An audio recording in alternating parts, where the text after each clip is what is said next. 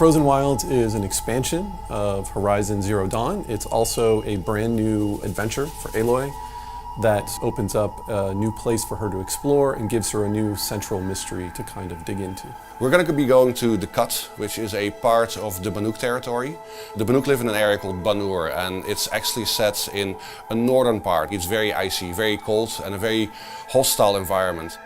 You're going to be going into a region that has been settled by the Banuk. It's not actually their homeland. This is not a place where you're going to find big cities or settlements. You're going to find these kind of scrappy outposts, places where people are trying to find a footing and hold on. Even before we began work on the Frozen Wilds, we'd written dozens of pages about the Banuk. But this was really an opportunity for us to flesh that out so much more, to really focus on them, put them in the spotlight, try to imagine all of these details about their warrior and hunting culture, really dive deeper into their kind of mystical beliefs, and then find ways of having that fuel the drama of the quest that you're going to be taking part in as you explore this region. One of the processes that we use to design our tribes is a process that we call intrinsic ideation. And it's a process where we first of all look at where this thing has come from. Everything has to come from the world. They don't really have any ability to farm. So all of their survival is based on hunting. You have to be nomadic, you have to be on the move.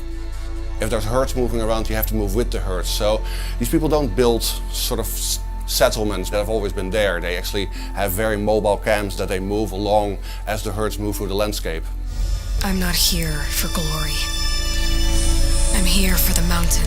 We work in great collaboration with all the different disciplines here, and the art and concept team had a huge role in developing the Banuk. They had really done a lot of the work in terms of how the Banuk kind of would fit into the environment. As Yellowstone was a big part of the inspiration for the Banuk, it dictated their attire in the sense that what they wore, the type of clothes. Even the colors were picked from Yellowstone. The prismatic pools, it's quite an outspoken, bright color palette compared to the other tribes in Horizon. Our goal was really to try to think about what it would be like to be a tribe in the natural world, a very specific aspect of the natural world, and then extrapolate from there. Unlike Earth-like tribes, we have robots roaming around.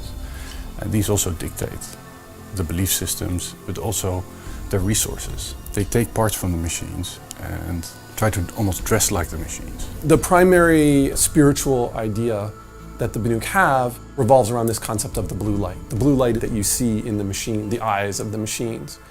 The Banuk believe that the blue light kind of can only exist in the machines, that it in fact struggles to survive within the human heart. The human heart can't contain this kind of ultimate expression of harmony. It is an ideal that they're constantly striving towards. And it also harkens back to a time when the machines themselves were more peaceful. We have people here who take a very grounded approach. They really try to think about things in terms of function and what's the truth of the idea rather than just what would look cool. We have a very tight relationship with the writing team. An idea for a tribe can come from both art direction or concept artist or a designer or a writer. But usually then we go into the ideation process about really thinking how this tribe could have developed. And then we use short stories that the writing team writes, or we use concept art paints that an artist has made and really develop it and look at it from every different angle. And it's really one of the most rewarding aspects of working on Horizon. We really come to these really lush and exotic tribes that we can develop.